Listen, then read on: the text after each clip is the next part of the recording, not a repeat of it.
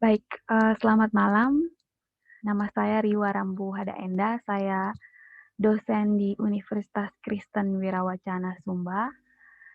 Pada malam hari ini saya akan memberikan sedikit penjelasan tentang penyusunan bahan ajar dan rubrik penilaian. Materi ini berasal dari materi Dr. Syihabuddin Said, MSI. Uh, ini berasal dari materi pelatihan pekerti Untirta 2021. Nah, eh, kita lihat dulu apa yang dimaksud dengan bahan ajar. Bahan ajar adalah suatu materi perkuliahan, pelajaran yang disusun secara sistematis sebagai sumber belajar untuk mencapai tujuan pembelajaran. Jadi bahan ajar itu merupakan materi perkuliahan atau materi pelajaran. Jenis bahan ajar banyak sekali jenisnya, ya. Mulai dari bahan ajar cetak, audio, visual, dan multimedia interaktif. Ya. Dapat juga menggunakan proyektor, laptop, website, video sosial, dan banyak lagi yang lain. Namun, dari keempat jenis bahan ajar tersebut, bahan ajar yang paling relatif, yaitu paling banyak digunakan itu bahan ajar cetak. Misalnya buku. Nah, ini adalah jenis bahan ajar ya. Jenis bahan ajar cetak, contohnya buku, modul, handout, dan lembar kerja. Selanjutnya bahan ajar non-cetak. Nah, bahan ajar non-cetak ini dikembangkan dari bahan-bahan sederhana. Misalnya bahan ajar diam, seperti display, video, audio, dan overhead transparency, yaitu OHP yang dulu itu ya. Nah, sekarang kita masuk di prinsip pengembangan bahan ajar ya. Nah, prinsip pengembangan bahan ajar ini ada 3, yaitu relevansi, yaitu kesesuaian. Bahan ajar harus relevan atau harus sesuai dan memiliki keterkaitan dengan pencapaian CP. Ya. Konsisten atau keajegan. Keajegan antara bahan ajar dan CP harus dikuasai oleh mahasiswa, yaitu harus konsisten antara bahan ajar dan capaian pembelajarannya.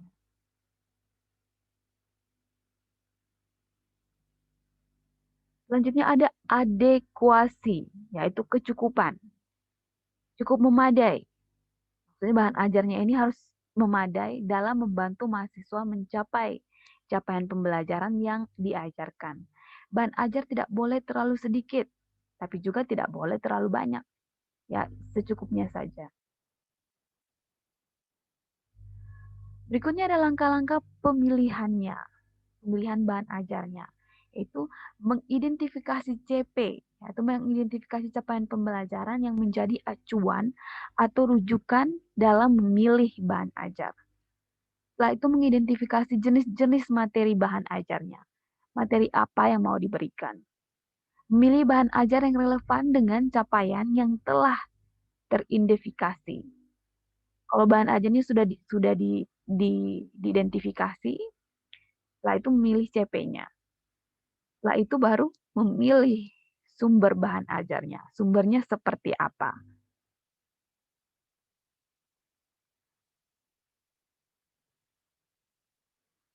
Nah, berikut ini adalah bagaimana menentukan, yaitu bagaimana menentukan bahan ajar.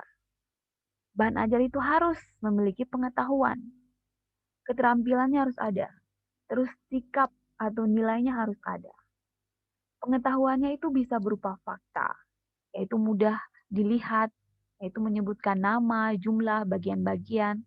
Terus ada konsep, definisi, identifikasi, klasifikasi, ciri-ciri khusus. Terus ada prinsip, penerapan dalil, hukum, rumus, dan sebagainya. Prosedur, langkah-langkahnya bagaimana? Langkah-langkah mengerjakan sesuatu. Dan itu langkah-langkahnya harus beraturan. Keterampilan, nah ini penting sekali ya. Dalam bahan ajar itu harus ada keterampilan, yaitu kemampuan mengembangkan ide. Terampil mengembangkan ide, memilih dan menggunakan bahan yang tepat, mengerjakan peralatan dan teknik kerja, Terus ada nilai dan sikap, nilai kebersamaan, nilai kejujuran di dalam bahan ajar. Nilai kasih sayang harus ada, tolong menolong, semangat dan minat belajar, semangat bekerja, mau menerima pendapat orang lain. Nah, berikutnya adalah langkah-langkah menulis buku ajar. Yang pertama adalah menyusun rencana pembelajaran semesternya. Jadi, dalam menyusun buku ajar itu harus sesuai dengan RPS-nya. Dalam RPS itu kan ada CP-nya, capaian pembelajarannya. RPS ini itu sebagai acuan pembelajaran.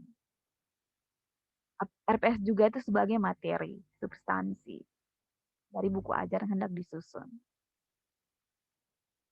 Setelah itu menyusun outline-nya, menyusun outline atau kerangka dan menyusun kerangka buku ajar tersebut.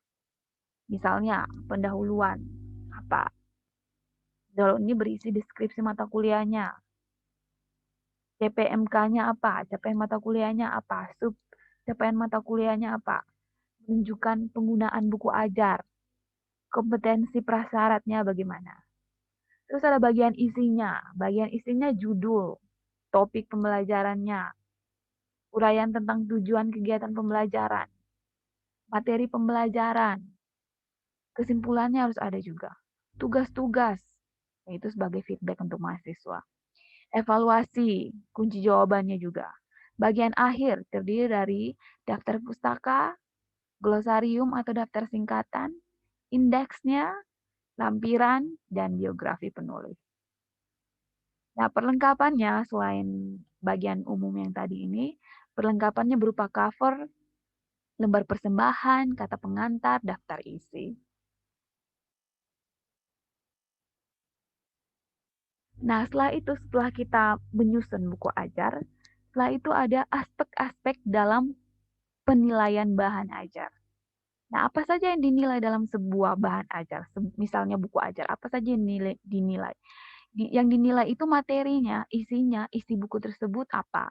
Sesuai tidak dengan capaian mata kuliahnya? Penyajian materi yang disajikan bagaimana? Keterbacaan, apakah materinya bisa dipahami tidak oleh mahasiswa? Teks, wajananya ada tidak? Bacaannya ada. Gambar, adakah? Ilustrasinya ada tidak? Bahasanya bagaimana? Apakah bahasanya bisa dimengerti tidak oleh mahasiswa? Nah, berikut ada lembaran evaluasi penilaian bahan ajar, yaitu kecermatan isi dinilai ya, kecermatan isi, ketepatan dalam cakupan isi, ketercernaan, logis tidak, runtun tidak, penggunaan bahasanya bagaimana, bahasanya bagus tidak, komunikatif, perwajahan, narasinya tidak terlalu padat, tapi secukupnya. Ada bagian kosong, kalimatnya pendek, seperti itu dalam perwajahan. Ya, demikianlah ringkasan tentang